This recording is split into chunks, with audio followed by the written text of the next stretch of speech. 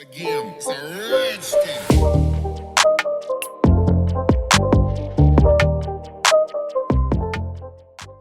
What is going on, guys? Welcome back. In today's video, we're going to talk about what is new in Python 3.10. Now, this version is still in the beta, but you can download it as a beta. It's not the main version that you download when you go to python.org/downloads, but it's very interesting, and today we're going to talk about what is new and what you can expect from this new version.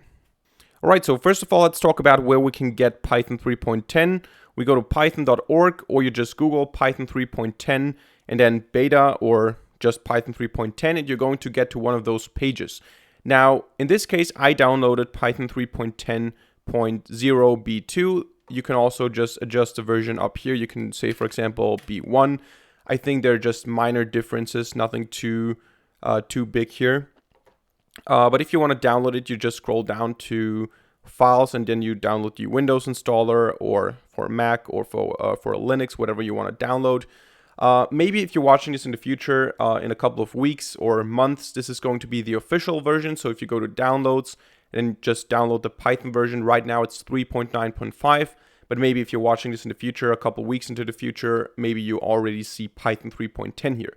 So the differences between the beta and the actual version that is going to be released in the end is not going to be too different, or the difference is not going to be too large. So you just download that, and for this video, I set up the structure that I have Python 3.10 on the right here and Python 3.9 on the left here. And we're going to compare things. We're going to see, okay, what can we do with Python 3.10 that we cannot do in Python 3.9. So for this, I prepared some cheat sheet for myself. And the first thing that is very interesting, and I think it's a great improvement, is better error messages. Now, in Python 3.9 and in all previous versions, if you make some mistakes, for example, I don't know, you make a basic syntax mistake. Let's say you have, I don't know, x is equal to 30. And then you say if x equals, and then you say 6. But you don't use equals. You don't use the comparison operator, but you use the assignment operator. In Python 3.9, it just says, okay, syntax error, invalid syntax. And then it highlights that. If you do this, the same thing in Python 3.10, you're going to get a way more understandable, way more detailed error message. So let's do the same thing here. X equals 30, and if x equals 6, then it says syntax error, invalid syntax. Maybe you meant equals or walrus operator instead of just equals. So this is very interesting in my opinion, because it actually shows you, okay, what's the mistake. It doesn't just give you a generic error message that says, okay, invalid syntax, that's not the way you're supposed to do it. But what exactly is the mistake here? Especially for beginners, this is quite helpful. But this is not the only thing. Let's go ahead and open up a new file here in 3.9. Let's do something like we have a dictionary, and this dictionary has, for example, key A pointing to the value 1. And we have key B pointing to the value 2. And then what we do is we just close, we forget to close this, and then we do print hello down here. So we're going to save that on the desktop as test.py. And now we're going to run this, and you can see invalid syntax, and this is what we get here. So what exactly is the invalid syntax? Now, of course, we all see this is just not closed, but this is maybe not obvious in all situations. Now, if we close that file and we open it up in Python 3.10, we're going to see that the error message is way better. So if I run this, it says this curly bracket was never closed. And I exactly know what the problem was. I don't have to look at all this code. Maybe it's more code than I think. I can just see, okay, this was not closed, so I just need to close it. This is way better. And we can go to the Python 3.10 what's new, and we can see that there are a lot of different error messages. So there you go. Here you can see a couple of more examples. So for example, if you have a generator that has to be parenthesized in 3.9, it just pointed to this here. Right now in 3.10, it's pointing to the whole generator. So just some minor things that improve the error messages, missing commas, exception types, missing colons. So for all these things, you now get what is actually the problem. So where do you have the problem and what is actually the problem? So this is something that is not really a new feature. It's just an improved error information, you could say. All right, so let's get to the next one, which is probably the biggest new feature in Python 3.10, and this is pattern matching. So for those of you who know Java, for those of you who know C++, C#, you already know the construct called switch case, which is similar to if else, but not exactly the same thing, because it works in a more declarative, more functional type of way. So in other languages, let me just open up a new file here, and I'm not going to write Python code here, but in other languages, what you have is you have like a variable int x, and then what you do is you say switch x, and then you have this this area here, and then you have the cases which x can have. So you have case 1, for example, and then something, and then break. And then you have case 2, something, and break, which is similar to just saying, okay, is x equals to 1? If x is equal to 1, then do that. If x is equal to 2, then do that. And usually in the end, you also have a default case. So this is not the way you do it in Python, obviously. But in Python, we now finally also have the same thing in a different way. So what we do in Python is we say something like, I don't know, x equals input, some user input here. And now we can do this structural, this structural pattern matching, this match case, which is like switch case, but in Python it's called match case. And basically we just say match x. And once we have done that, we just say case. For example, if the input was high, then we're going to print, I don't know, 1 or something.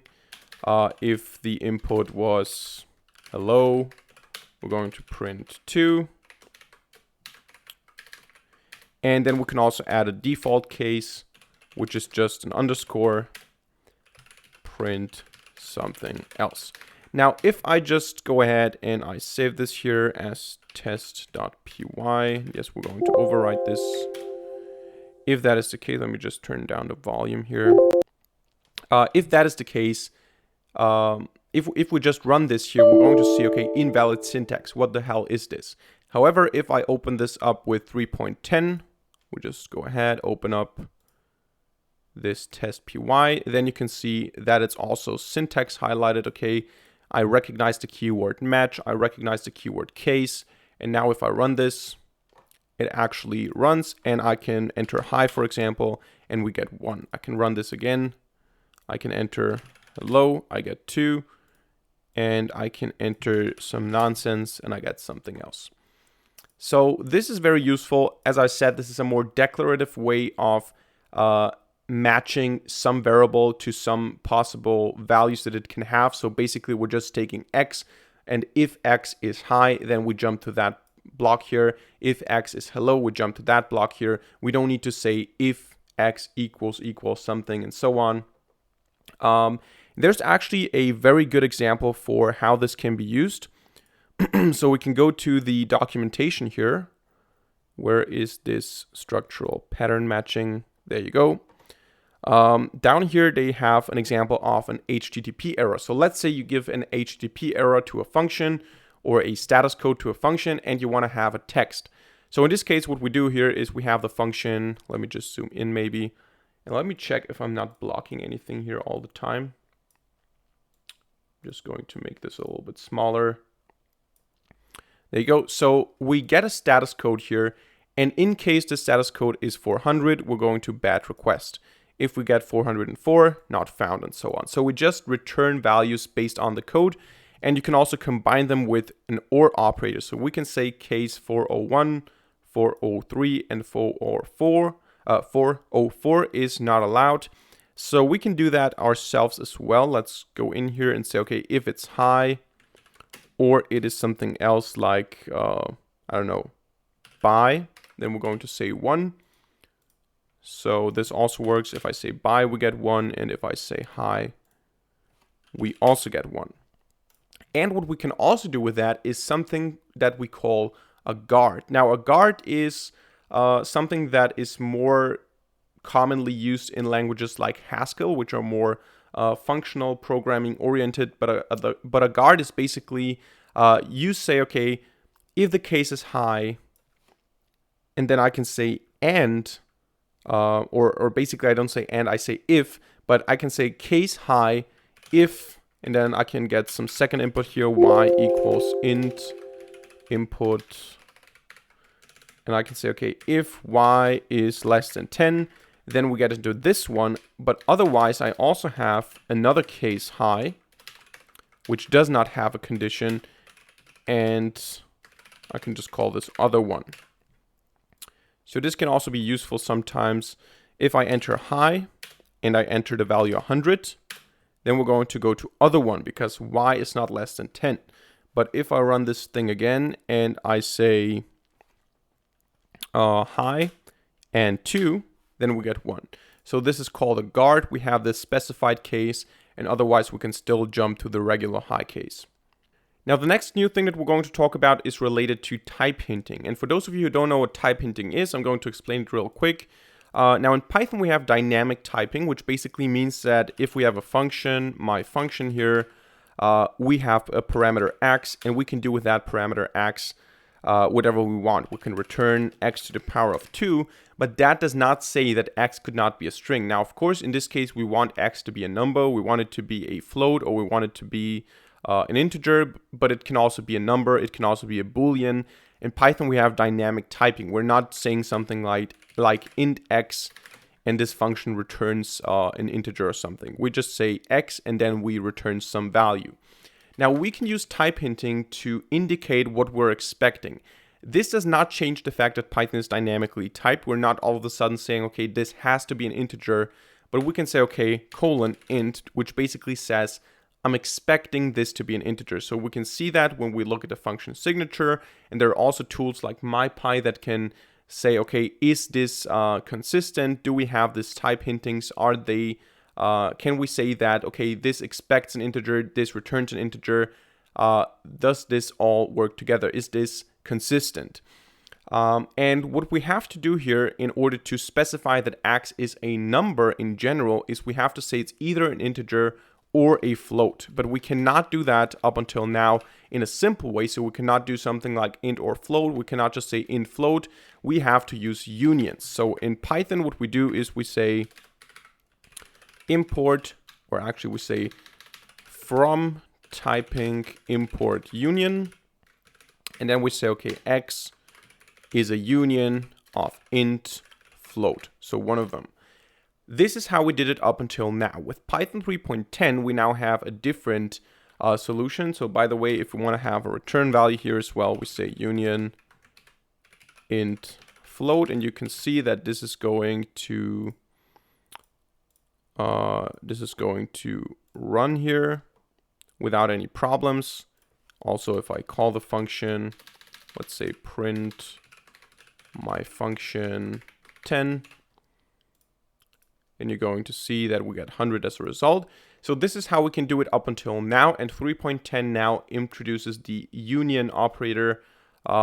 So basically, if we open that thing up here, this test file, we can do something else as well. Oh, I think I didn't override it.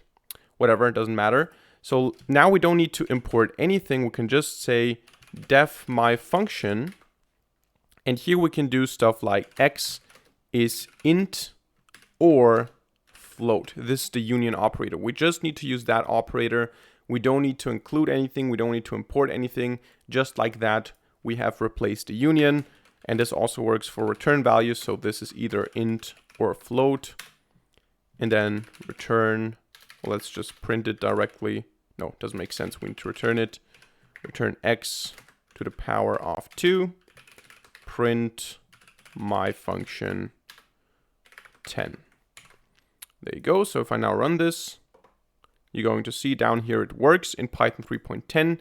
Now, if we open up the idle 3.9 again, and we open that file, this test.py, and I run this here, you're going to see unsupported operand types for this union operator here, type and type. So this does not work in Python 3.9, it works in Python 3.10. We now have this union operator. So for those of you who use type hinting, which is a recommended thing to do, you can now use this operator instead of using unions. Now, last but not least, we should also mention the parenthesized context managers. But this is a little bit complicated, at least a little bit confusing for me, because this notation here, all of these notations here, also work in Python 3.9.2. And I've read online that some of the features were also included since Python 3.9.0 in the beta version. So I'm not really sure what exactly is new about this, because I have this code here, basically in Python 3.9, and if I run this, I can run this without any problems.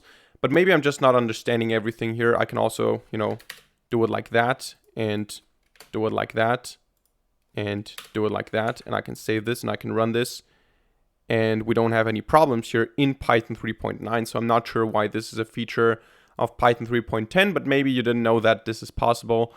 You can also use multiple context managers, multiple file openings, stream openings, and so on in one with statements with those parentheses here.